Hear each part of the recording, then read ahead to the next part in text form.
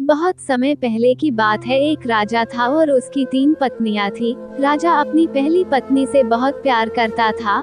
वो अपनी दूसरी पत्नी को एक दोस्त की तरह मानता था और जब भी उसको कोई परेशानी होती थी तो वह अपनी पहली पत्नी से सुझाव लेता था। राजा अपनी तीसरी पत्नी से प्यार नहीं करता था, लेकिन उसकी तीसरी पत्नी उसको बहुत प्यार करती थी। राजा हमेशा अपने कामों में बहुत ही बिजी रहता था। एक दिन राजा की तबीयत बहुत ही खराब हो गई और उसके बचने की बहुत ही कम उम्मीद रह गई। राजा की एक इच्छा थी कि वह अकेले नहीं मरना चाहता था। उसने अपनी पहली पत्नी को बुलाया और बोला, तुम मेरे साथ ऊपर भगवान के पास चलो।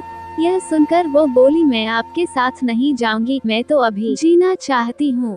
उसके बाद राजा ने अपनी दूसरी पत्नी को याद किया। जब उसने सुना कि उसके पति उसको अपने साथ ले जाना चाहते हैं, तो वह उनसे जाकर बोली, मैं अभी जवान हूँ, मैं आपके साथ नहीं जाऊंगी और आपके मर जाने के बाद मैं दूसरी शादी कर लूंगी। यह सुनकर राजा बहुत ही दुखी हुआ और मन ही मन बहुत उदास हो गया और अपनी तीसरी पत्नी को तो बुलाया ही नहीं। वह सोच ही रहा था कि उसकी तीसरी पत्नी खुद चलकर आ गई और बोली, मैं आपके साथ चलूंगी। उसकी बात सुनकर राजा बहुत ही खुश हुआ, लेकिन फिर बहुत ही निराश हो गया और बोला, मैंने पूरी जिंदगी तुमको प्यार नहीं किया और आज तुमने मेरे साथ चलने का वचन दे दिया, मैं अपने आप को कभी माफ नहीं कर पाऊंगा, ऐसा राजा ने कहा। दोस्तों, इस कहानी से हमें यही सीख मिलती है कि प्यार उससे करो जो आपसे प्यार करता हो, उससे नहीं जिससे आप करते हो।